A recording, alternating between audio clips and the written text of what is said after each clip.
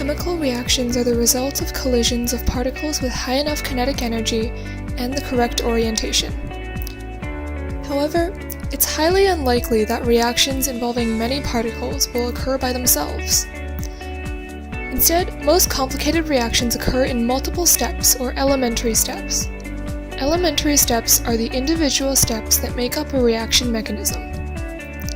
Each elementary step in a chemical reaction has its own activation energy, its own activated complex, and stands in a series along with other elementary steps to form a final product.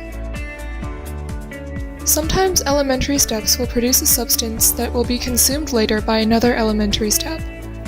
This is called a reaction intermediate. Other times, a substance consumed by an elementary step can be produced again later on in the reaction by a subsequent elementary step. When this happens, a catalyst is being used. This process is similar to how I like to tackle large projects, this video project for example, in that I personally prefer to create a detailed to-do list or schedule to track my progress.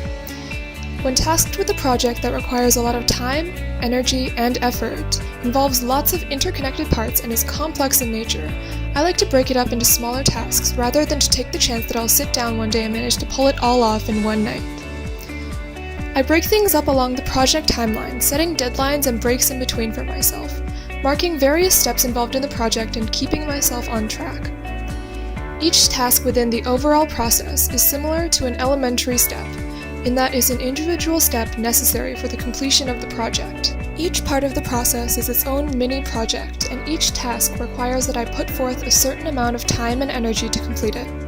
Similarly, elementary steps are their own contained reactions, and each step has its own unique activation energy and requires a certain amount of time to take place.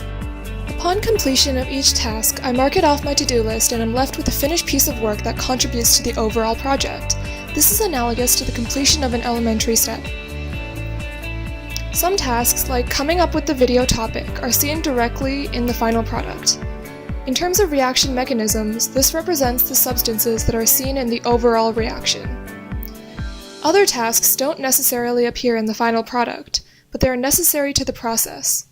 These represent reaction intermediates, substances that are needed in the elementary steps but do not appear in the overall reaction. To sum it up, many chemical reactions are broken up into a series of elementary steps that together make up a reaction mechanism. This makes it easier for the reaction to occur and more likely that the reaction will occur at all, just like how splitting up a large project into many smaller parts helps get it done more efficiently. Each step requires a certain amount of time and energy and is crucial to the overall process, even the ones that can't be seen directly in the final product or the overall reaction.